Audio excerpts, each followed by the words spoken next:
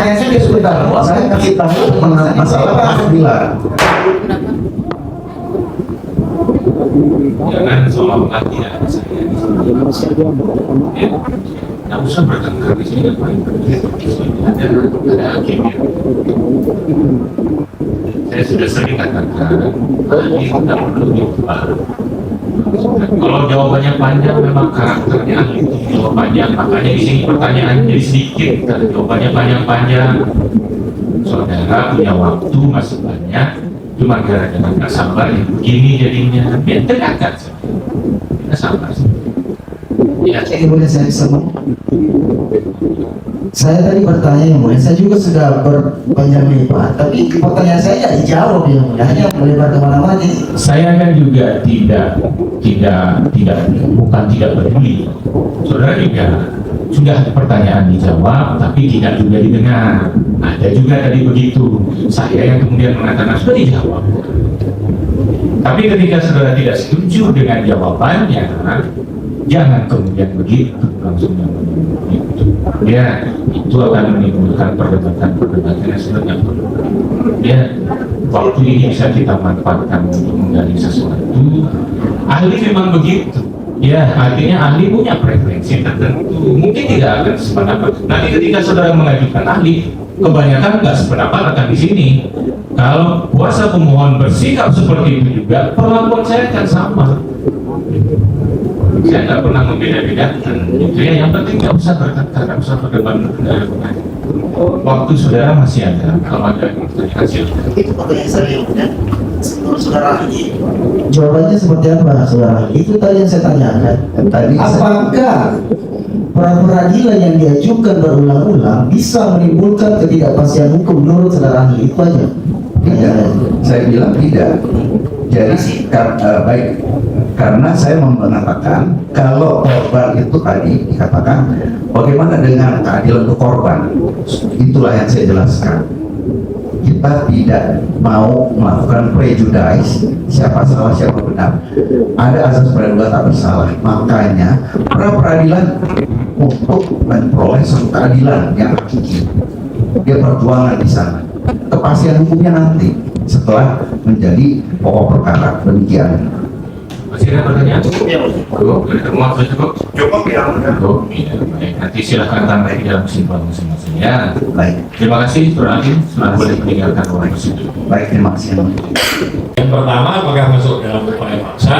Yang kedua, lantas apakah masih di dalam tenggat waktu yang ditentukan? Oke, silakan. Lanjutkan yang mulia. Pada saudara ahli, yang ingin saya tanyakan mengenai balik lagi pencegahan atau pencekalannya. Adakah unsur kerugian yang dapat diajukan oleh pemohon akibat pencegahan atau pencekalan tersebut karena tidak sah atau kadaluarsa? Oh iya, kalau pencekalan tidak sah tentu kan menimbulkan dampak, baik dampak kerugian langsung atau potensi pendapatan yang kemudian hilang. Apabila ada kerugian, itu diajukan di dalam lembaga pra peradilan. Baik, kepada saudara ahli, ke penyidikan yang tidak sah ya saudara ahli ya. Ya. Bagaimana batasan yuridis dimulainya penyidikan dalam konteks kewajiban penyerahan SPDP kepada tersangka menurut doktrin hukum acara pidana? Batasan yuridisnya ya saudara ahli.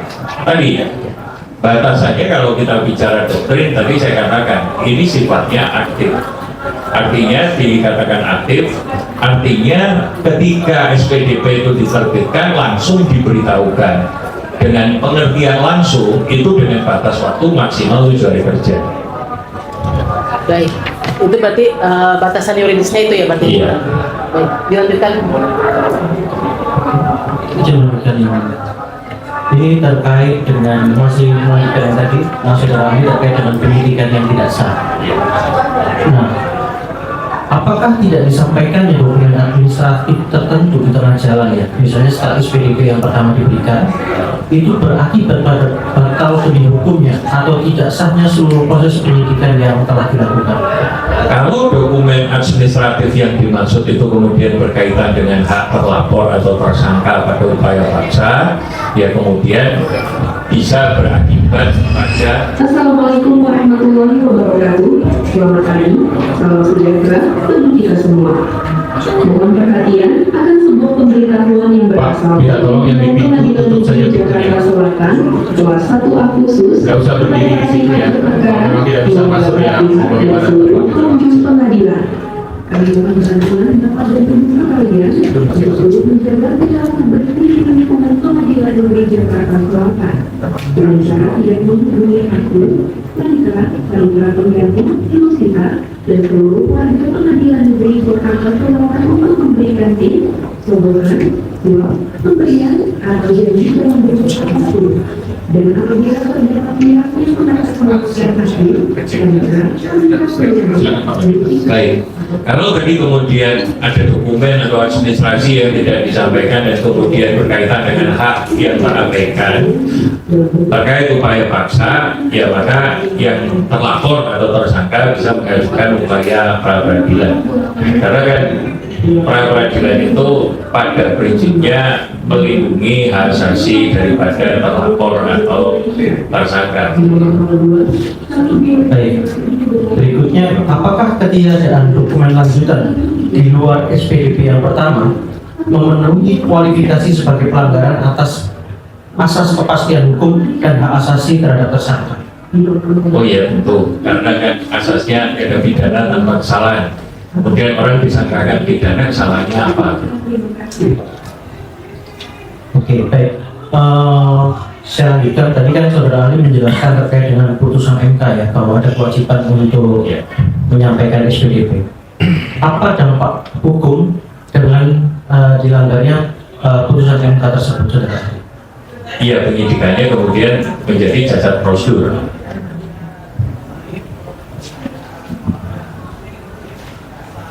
Baik, saya lanjutkan terkait dengan menambahkan terkait dengan pertanyaan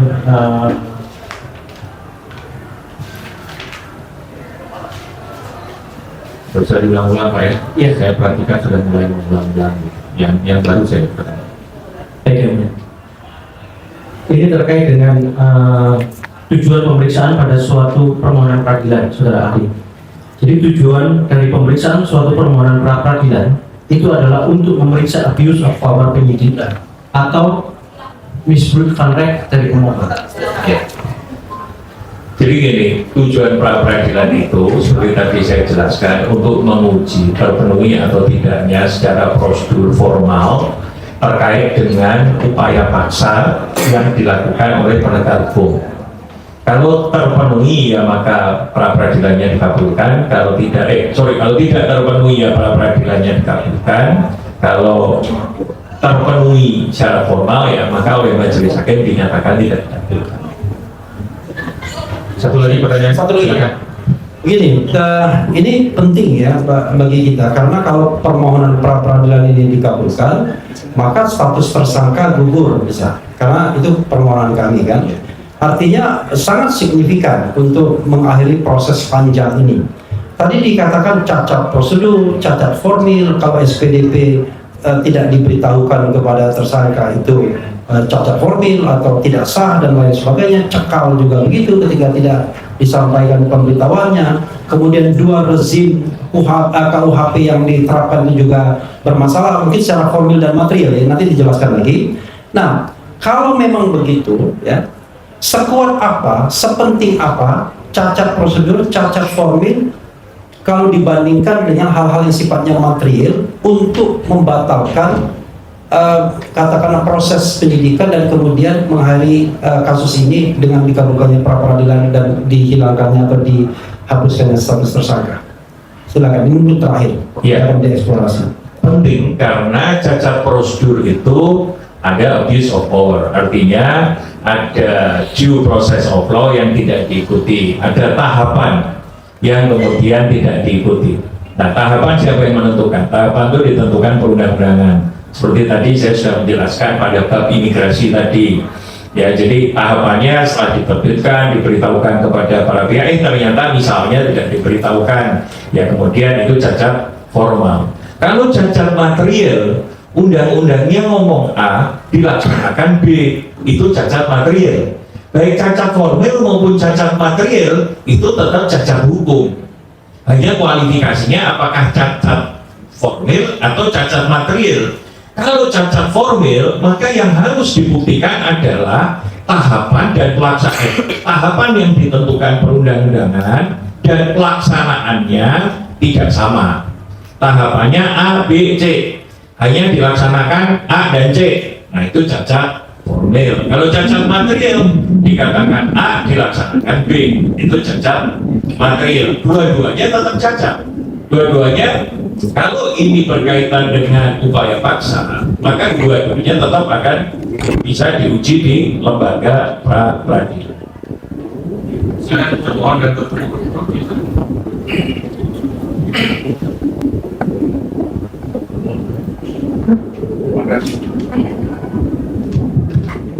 Terima kasih, ya. Kami dari termohon sesuai potensi yang tadi disampaikan.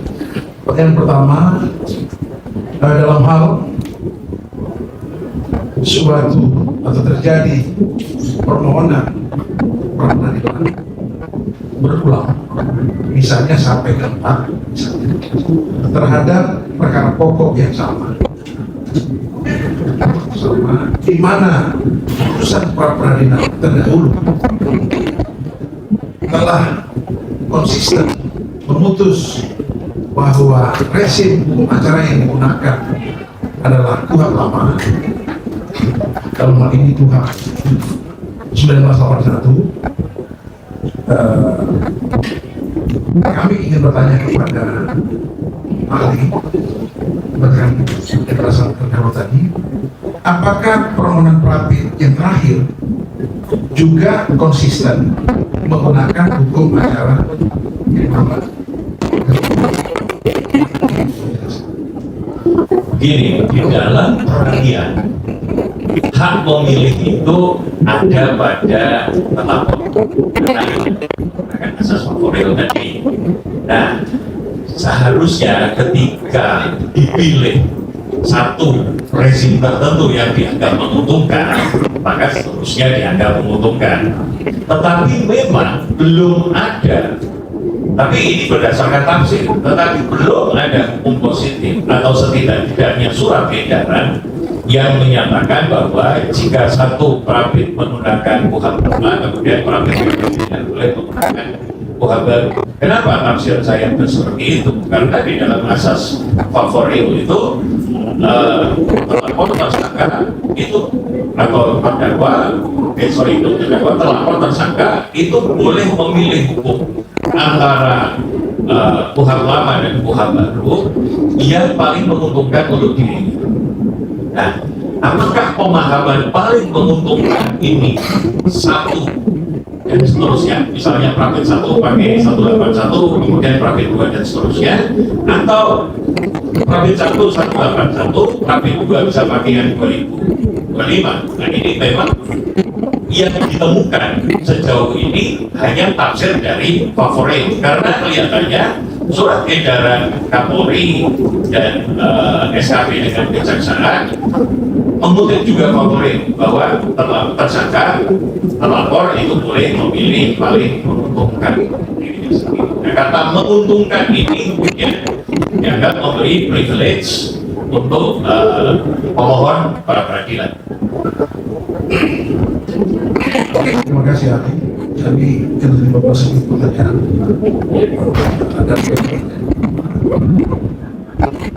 Ahli tentu telah memahami pasal 361 tentang ketentuan peralihan. Kami beberapa sedikit pertanyaannya. Tempus pencekalan hubungannya dengan pasal 361. Tempus waktu pencekalan ini berada pada rezim KUHP yang lama. Pertanyaan kami, apakah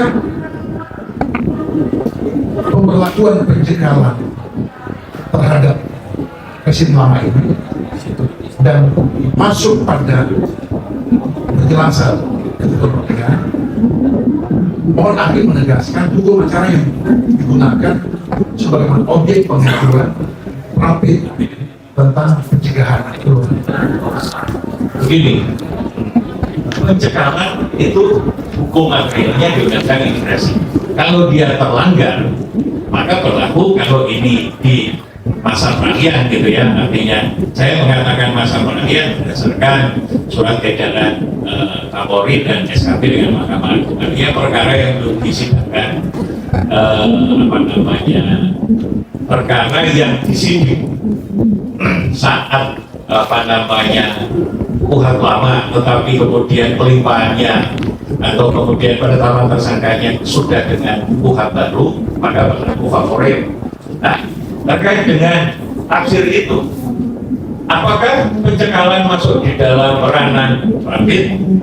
Ya, kalau favorit ditafsirkan misalnya dengan Undang-Undang Undang-Undang tahun 2025, maka dia masuk di dalam upaya rapid. Tetapi kalau ditafsirkan dengan kuhap lama, sejauh itu upaya paksa, maka masih menjadi domainnya dari rapid. Gitu. Kalau ditanya berlaku yang mana, maka berlaku favorit. Tadi berkaitan dengan pertanyaan pertama itu. Ya, berlaku artinya bisa ditafsir dengan kuhap lama, bisa ditafsir dengan kuhap baru, tergantung mana yang paling menguntungkan untuk tersangka pada saat peralihan ini. Artinya kemudian kalau kaitannya dengan pencekalan tadi ditafsir dengan kuhap baru, ya berarti lebih. Kalau ditafsir dengan kuhap lama, kalau digunakan tafsir luas, pencekalan ini adalah halangan kemerdekaan atau pencabutan kemerdekaan yang juga karena memang beberapa putusan rapid di era kuhap lama itu juga memperluas melingkup rapid di luar.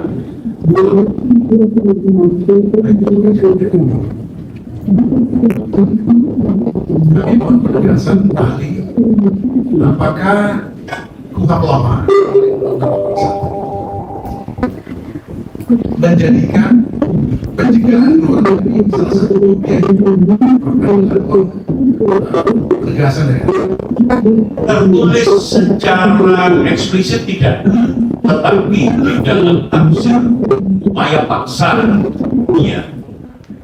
Jadi kalau bukan tertulis eksplisit, kalau di kuhap lama tidak tertulis secara eksplisit. Menurut ahli, apa kemungkinan konsekuensi dari suatu permohonan yang menjadikan objek pra peradilan itu pencegahan atau pencegahan luar negeri dengan menggunakan basic resin yang lama, Undang-Undang 1980. Apa kemungkinan konsekuensi yang terjadi? Kemungkinannya putusan, kemungkinannya hanya dua, diputuskan oleh majelis hakim oleh majelis hakim. Baik, terima kasih. Pertanyaan terakhir. Dalam hal putusan terdahulu pra peradilan tadi yang masih rangkaian pertanyaan pertama dan ketiga telah memutuskan, salah satu dari putusan peradilan telah memutuskan objek yang sama. Dalam hal ini penetapan status tersangka telah diputus dalam putusan peradilan terdahulu. Misalnya dalam putusan kedua, misalnya, salah satu dari putusan terdahulu, apakah dibenarkan atau diperbolehkan mengajukan kembali objek praktik yang sama dengan rezim yang sama dan lama? Apakah diperbolehkan mengajukan kembali objek praktik penetapan tersangka sementara hak hukum tersebut telah diberikan keleluasan oleh hakim digunakan sampai selesai 7 hari penuh digunakan, tapi ternyata tidak digunakan dengan sebaik-baiknya, malah terjadi pengulangan objek praktik yang sama penetapan tersangka. Gimana ahli melihat? Kalau objek permohonannya sama, subjeknya sama, ya berlaku nebis in idem. Tapi kalau objeknya berbeda, ya boleh saja. maka akan sangat tergantung. Tapi kalau tadi dikatakan subjeknya sama, objeknya sama, ya di sini. Oke. Terima kasih. Silakan, silakan. Masih ada. Iya, silakan. Saudara ahli menjelaskan proses hukum ekspor dan progres ini adalah proses hukum dalam cara kemudian ketika ada perubahan